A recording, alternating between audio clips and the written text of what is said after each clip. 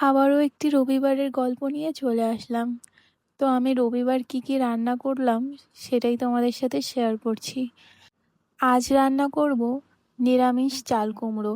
তো তার জন্য কড়াইতে তেল গরম হতে দিয়ে তেজপাতা, শুকনো লঙ্কা আর জিরে ফোড়ন দিয়েছিলাম। আর এরপরে ঝিরিঝিরি করে কেটে রাখা চাল কুমড়ো তাতে দিয়ে দিয়েছিলাম, আর যতক্ষণ না জল শুকিয়ে আসে ততক্ষণ কষিয়ে নিয়েছিলাম। আর সঙ্গে দিয়েছিলাম নুন, হলুদ আর একটু চিনি। আর এর সাথেই আজকে রান্না করেছিলাম ইলিশ মাছের মাথা দিয়ে পুঁই শাক, কুমড়ো, আলু দিয়ে একটি চচ্চড়ি। তো আগের দিন আমরা ইলিশ মাছ খেয়েছিলাম, সেখানে আমরা ইলিশ মাছের মাথাগুলো রেখে দিয়েছিলাম পরের দিন, মানে রান্না করে খাবো তাই। আর এখানে আমি ফ্রিজ থেকে মাছের মাথাগুলো বের করে নিয়ে ভেজে নিচ্ছিলাম। এর পরের রান্নাটা হলো কুমড়ো, পুঁই শাক, আলু দিয়ে ইলিশ মাছের মাথা দিয়ে একটা চচ্চড়ি।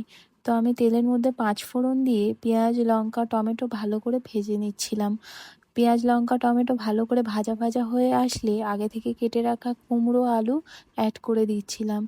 আর ওই পেঁয়াজ লঙ্কার সাথে কুমড়ো, আলু ভালো করে কষিয়ে নিয়ে এরপরে আমি দিয়ে দিয়েছিলাম আমাদের বাড়ির গাছের পুঁই শাক। এরপর সব সবজির সঙ্গে একটু লবণ দিয়ে ভালো করে কষিয়ে নিচ্ছিলাম। আর আজকের মতো এইটুকু। ভিডিওটা ভালো লাগলেই অবশ্যই সাবস্ক্রাইব করে একটা লাইক করে পাশে থাকবেন। তো দেখা হচ্ছে পরবর্তী মিনি ব্লগে। বাই।